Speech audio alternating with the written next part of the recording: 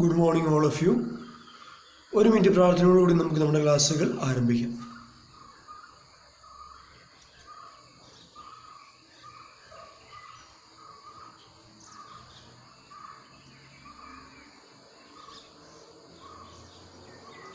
Okay, നമ്മൾ അടുത്ത പോർഷനിലേക്ക് പോകുന്നു. An outline of Indian 5-year plans. Outline എന്ന് പറഞ്ഞാൽ രൂപരേഖ എന്നാണ് അർത്ഥം. ഇന്ത്യൻ പഞ്ചവത്സര പദ്ധതികളുടെ ഒരു രൂപരേഖ അല്ലേ. ഇന്ത്യയിൽ പഞ്ചവത്സര പദ്ധതികൾ നടപ്പിലാക്കി ഇന്ത്യയുടെ വികസനത്തിന് വേണ്ടി അല്ലേ. ഇന്ത്യയുടെ സുസ്ഥിരമായ വികസനത്തിന് വേണ്ടി ഇന്ത്യയിൽ പഞ്ചവത്സര പദ്ധതികൾ നടപ്പിലാക്കി. ആ പഞ്ചവത്സര പദ്ധതിയുടെ ഒരു രൂപരേഖ, ഔട്ട്ലൈൻ മീൻസ് രൂപരേഖ എന്നാണ് അർത്ഥം. നോക്ക്, even before independence there had been a good deal of thinking on subject of planning in India. The pioneer in the first field was Sir M.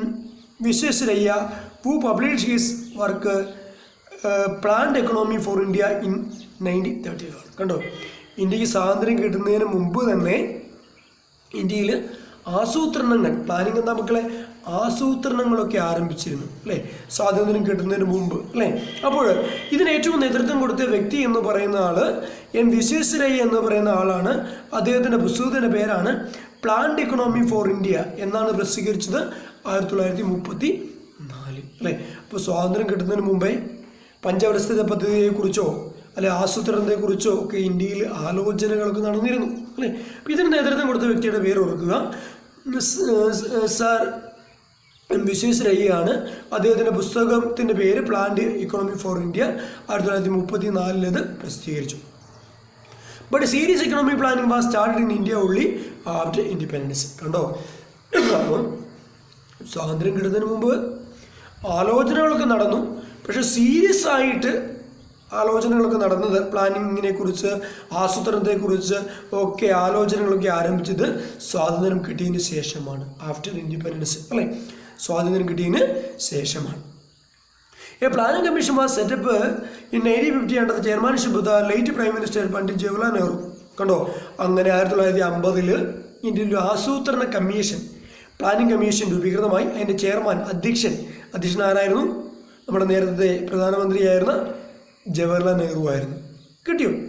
In July 1951 a draft of the 5-year plan was prepared and present by the planning commission. 1951 a draft, ഒരു കരട് രൂപം, draft means കരട് രൂപം അല്ലേ, പഞ്ചവത്സര പദ്ധതിയെക്കുറിച്ച് ഒരു കരട് രൂപം തയ്യാറാക്കുകയും അത് പ്രസന്റ് ചെയ്യുകയും ചെയ്തു. ആസൂത്രണ കമ്മീഷൻ അവതരിപ്പിക്കുകയും ചെയ്തു. കിട്ടിയോ? 1951 പഞ്ചവത്സര പദ്ധതിയെക്കുറിച്ച് ഡ്രാഫ്റ്റ്, ഒരു കരട് രൂപം തയ്യാറാക്കുകയും അത് പ്രസന്റ് ചെയ്യുകയും ചെയ്തു, അത് അവതരിപ്പിക്കുകയും ചെയ്തു. Now we have completed the 12th 5-year plan 2012-2017 അല്ലേ. 2012-2017 വരെയാണ് 12th 5-year പ്ലാൻ. ഇപ്പം നമ്മൾ പോകുന്നത് 13th അല്ലെ, 13ാമത്തെയാണ്. 2017 മുതൽ, കിട്ടിയോ? 2012 മുതൽ 2017 വരെ 12ാം പഞ്ചവത്സര പദ്ധതി നമ്മൾ പൂർത്തിയാക്കി. 2017 മുതൽ ഇപ്പോൾ നമ്മൾ സഞ്ചരിക്കുന്ന 13ാമത്തെ പഞ്ചവത്സര പദ്ധതി കൂടിയാണ്. കിട്ടിയോ? ഇനി 12th 5-year പ്ലാൻ 2012-2017 അല്ലെ. ഈ പുസ്തകം നേരത്തെ പ്രിന്റ് ചെയ്തുകൊണ്ടാണ് 2017 വരെയുള്ള കാര്യങ്ങൾ പറഞ്ഞിരിക്കുന്നത്. ഇപ്പോൾ നമ്മൾ എന്താണ്, 13ാം പഞ്ചവത്സര പദ്ധതി കൂടിയാണ് പോകുന്നത്. 12ാം പഞ്ചവത്സര പദ്ധതിയെക്കുറിച്ച് നമ്മൾ പഠിക്കാൻ പോകുന്നു. 2012 മുതൽ 2017 വരെയാണ് ഇതിന് കാലഘട്ടം. നോക്ക്, 12th 5-year plan the government of India drafting aimed at growth rate 9.56. 12ാം പഞ്ചവത്സര പദ്ധതിയുടെ ലക്ഷ്യം എന്താ മക്കളെ? വളർച്ചാ നിരക്ക് 9.56%. 12ാം പഞ്ചവത്സര പദ്ധതിയിൽ വളർച്ചാ നിരക്ക് 9.56%ആയിരുന്നു നമ്മൾ ലക്ഷ്യം വെച്ചിരുന്നത്. With the deteriorating global situation, deputy chairman of planning commission Mrs MS Ahluwalia said that achieving the growth rate 9% in the next 5-year plan is not possible. Final growth rate had been set up at 8% by endorsement of plan National Development Council held in New Delhi. അപ്പോൾ കിട്ടിയോ? ഇത്രയും പഠിച്ചാൽ മതി. 12ാം പഞ്ചവത്സര പദ്ധതി ലക്ഷ്യം വെച്ചത് 9.56%. ഇതിൻ്റെ deputy chairman of planning commission ആ സമയത്ത് ഡെപ്യൂട്ടി ചെയർമാൻ എന്തായിരുന്നു? ആരായിരുന്നു? Mister MS Ahluwalia. The government intends to reduce poverty by 10% during the 12th Five-Year Plan. കണ്ടോ എന്താണ് 12ാം പഞ്ചവത്സര പദ്ധതിയിൽ ദാരിദ്ര്യം 10% കുറയ്ക്കുവാനായിട്ട് നമ്മൾ പദ്ധതികളൊക്കെ ഇട്ടു അല്ലേ. ദാരിദ്ര്യ നിർമ്മാർജ്ജനം, പോവർട്ടി അലീവിയേഷൻ, ദാരിദ്ര്യ നിർമ്മാർജ്ജനം. The percentage of the population below the poverty line was 29.8% at the end of 2009-2010. 2009-ന്റെയും 2010-ന്റെയും അവസാനത്തിൽ ഇന്ത്യയിൽ 29.8% ആൾക്കാരും ദാരിദ്ര്യരേഖയ്ക്ക് താഴെയാണ്, അതായത് ദാരിദ്ര്യം അനുഭവിക്കുന്നു എന്നർത്ഥം. This number includes 33.8% in the rural areas, 20.9% in the urban areas. കണ്ടോ, ഗ്രാമങ്ങളിൽ താമസിക്കുന്ന 33.8% ആളുകൾ ദാരിദ്ര്യത്തിലാണ്, നഗരങ്ങളിൽ താമസിക്കുന്ന 20.9% ജനങ്ങളും ദാരിദ്ര്യത്തിലാണ് അല്ലേ. ദാരിദ്ര്യ നിർമ്മാർജ്ജനം വളർച്ചാ നിരക്ക് 9.56% വർദ്ധിക്കുക, ദാരിദ്ര്യ നിർമ്മാർജ്ജനം എന്നീ 2 പദ്ധതികൾക്കാണ് 12ാം പഞ്ചവത്സര പദ്ധതി കൂടുതൽ ലക്ഷ്യം വെച്ചത്. The Modi government, which came to power in May 2014, made an important announcement പ്രഖ്യാപനം on the 15th Independence Day, replacing the Planning Commission by a new tank which may be called National Reforms and Development Commission, NRDC. കണ്ടോ കുഞ്ഞുങ്ങളെ, 2014 മോദി സർക്കാർ അധികാരത്തിലെത്തി. മോദി സർക്കാർ 2014 സ്വാതന്ത്ര്യ ദിനത്തിൽ വലിയൊരു പ്രഖ്യാപനം നടത്തി. പ്ലാനിംഗ് കമ്മീഷന് പകരം അവർ എന്ത് സംഭവിച്ചു? National reforms and development commission NRDC അല്ലേ, പ്ലാനിംഗ് കമ്മീഷൻ ഒന്ന് മാറ്റി പുതുക്കി സ്ഥാപിച്ചു. അതിൻ്റെ പേരാണ് national reforms and development commission NRDC. It will make a deeper study of the country's problems and suggest a solution with the involvement of the state. Solution എന്താ മക്കളെ? പരിഹാരം. അപ്പോൾ പ്ലാനിംഗ് കമ്മീഷൻ്റെ പുതിയ പേരെന്തായിരുന്നു? National reforms and development commission. It will make a deeper study of the country's problem. ഇതെന്തിനെക്കുറിച്ചാണ്? രാജ്യം നേരിടുന്ന പ്രശ്നങ്ങളെക്കുറിച്ചും അതിൻ്റെ പരിഹാരവും ഓരോ സംസ്ഥാനത്തിൻ്റെ പങ്കും ഒക്കെ പഠിക്കാൻ വേണ്ടി. ഇൻവോൾവ്മെൻറ്റ്, പങ്ക് കിട്ടിയോ?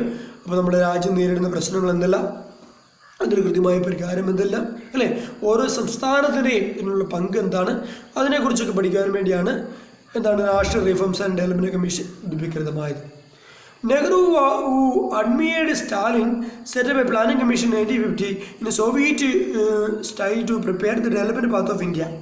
Modi's new NRDC is more in the US style with a Council of Economic Advisors.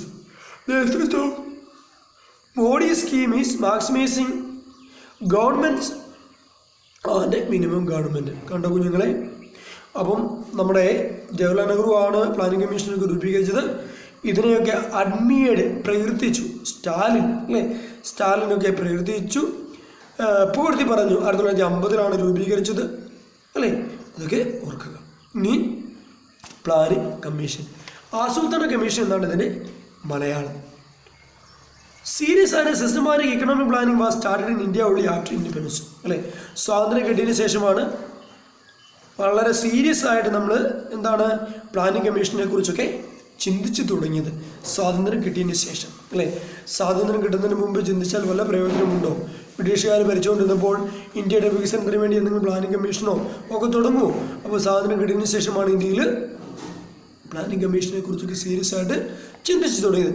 A planning commission was appointed in 1950 under chairmanship of then the prime minister Pandit Jawaharlal Nehru. 1950 ആസൂത്രണ കമ്മീഷൻ രൂപീകൃതമായത്. അതിന് അധ്യക്ഷൻ ജവഹർലാൽ നെഹ്റു ആയിരുന്നു. In July 1951, a draft of the first five-year plan was prepared and presented with the planning commission. അങ്ങനെ 1951 ആദ്യത്തെ പഞ്ചവത്സര പദ്ധതിയുടെ കരട് രൂപം തയ്യാറാക്കി എന്നിട്ട് പ്ലാനിംഗ് കമ്മീഷൻ അവതരിപ്പിച്ചു. Planning commission of India is known statutory permanent body and the members are like full-time government employees holding their positions subject to pleasure to the government. കിട്ടിയ മക്കളെ, പ്ലാനിംഗ് കമ്മീഷനിലെ അംഗങ്ങൾ ആരാണ്? Full time government employees, government ജോലിക്കാരാട്ടോ. അവർ full time ജോലി ചെയ്യുന്നവരാണ്, full time.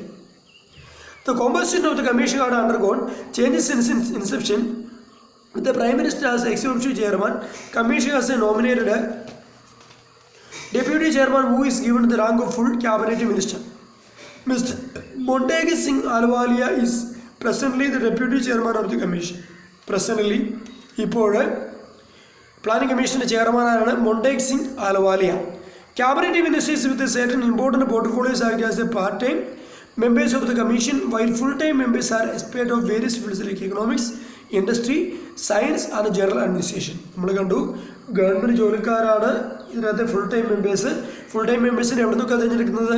എക്കണോമിക്സിൽ നിന്ന്, industry, expert of commission, science and general administration അല്ലേ. അപ്പോൾ എന്താണ്? സാമ്പത്തിക ശാസ്ത്രം, വ്യവസായ മേഖല, ശാസ്ത്രം, പൊതുഭരണ സംവിധാനം, ഇതിൽ നിന്നൊക്കെയാണ് ഫുൾ ടൈം മെമ്പേഴ്സിനെ പ്ലാനിംഗ് കമ്മീഷനിലേക്ക് തിരഞ്ഞെടുക്കുന്നത്. The majority of expert of the commission are economics, making the commission biggest employer of the Indian economic service. കണ്ടോ? അപ്പോൾ പ്ലാനിംഗ് കമ്മീഷനിലെ ഭൂരിപക്ഷം അംഗങ്ങളും സാമ്പത്തിക ശാസ്ത്ര മേഖലയിൽ നിന്ന് ഉള്ളവരാണ്. ഇനി commission consult with state governments and private enterprise while preparing the plan. Once a draft outline of the plan is ready, it will be placed before the parliament. കിട്ടിയ മക്കളെ, ആദ്യം പ്ലാനിംഗ് കമ്മീഷൻ ഓരോ കരട് രൂപം അല്ലേ തയ്യാറാക്കുന്നു, കരട് രേഖ തയ്യാറാക്കുന്നു, എന്നിട്ട് എവിടെ അവതരിപ്പിക്കുന്നു? പാർലമെൻറ്റിന് മുമ്പിൽ അവതരിപ്പിക്കുന്നു. The plan comes to being with the final approval with the legislature, approval അംഗീകാരം അല്ലേ. The plan comes to being അല്ലേ. അപ്പം പദ്ധതി നടപ്പിലാക്കണമെങ്കിൽ ആറ് അംഗീകാരം വേണം? ലെജിസ്ലേച്ചർ, നിയമനിർമ്മാണ സഭയുടെ അംഗീകാരം കൂടി വേണം. കിട്ടിയോ? അപ്പോൾ ആദ്യം പ്ലാനിംഗ് കമ്മീഷൻ്റെ കരട് രൂപ തയ്യാറാക്കുന്നു, പാർലമെൻറ്റിന് മുമ്പിൽ അവതരിപ്പിക്കുന്നു, എന്നിട്ട് പ്ലാൻ പാസ്സാകണമെങ്കിൽ നിയമനിർമ്മാണ സഭയുടെ അംഗീകാരം കൂടി ആവശ്യമാണ്. ഇനി NITI Aayog. On the 1st January 2015, the Government of India replaced the Planning Commission with a new institution named Niti Aayog, national institute for transforming India. 2015 ജനുവരി 1 പ്ലാനിംഗ് കമ്മീഷന് പകരം വേറൊരു സ്ഥാപനം ഇന്ത്യയിൽ രൂപീകൃതമായി. അതിൻ്റെ പേരാണ് നീതി ആയോഗ്. ഫുൾ ഫോമാണ് national institution for transforming India. Institution will serve as think tank of the government, a directional and policy dynamo. Niti Aayog will provide governments at the central and state level with relevant strategic and technical advice. Niti Aayog എന്താ മക്കളെ? Directional and policy provide governments at central and state government അല്ലേ. സംസ്ഥാന ഗവൺമെൻറ്റുകൾക്കും കേന്ദ്ര ഗവൺമെൻറ്റുകൾക്കും ആവശ്യമായ advice, ഉപദേശം കൊടുക്കുക. Relevant, പ്രസക്തമായ ഉപദേശം. സ്ട്രാറ്റജിക്, തന്ത്രപരമായ, ടെക്നിക്കൽ, സാങ്കേതികപരമായ അല്ലേ. കേന്ദ്ര ഗവൺമെൻറ്റുകൾക്കും സംസ്ഥാന ഗവൺമെൻറ്റുകൾക്കും ഉപദേശക സമിതിയായിട്ട് രൂപീകൃതമായതാണ് നീതി ആയോഗ് എന്ന് പറയുന്ന സംഘടന.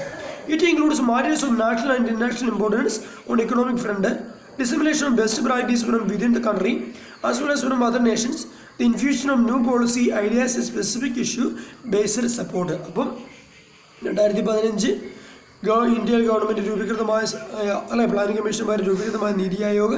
നീതി ആയോഗിൻ്റെ ഏറ്റവും പ്രധാനപ്പെട്ട ധർമ്മം എന്ന് പറഞ്ഞാൽ സംസ്ഥാന ഗവൺമെൻറ്റുകൾക്കും കേന്ദ്ര ഗവൺമെൻറ്റുകൾക്കും പ്രസക്തമായ തന്ത്രപരമായ സാങ്കേതികപരമായ ഉപദേശം കൊടുക്കാൻ വേണ്ടി രൂപീകൃതമായ സംഘടനയാണിത്.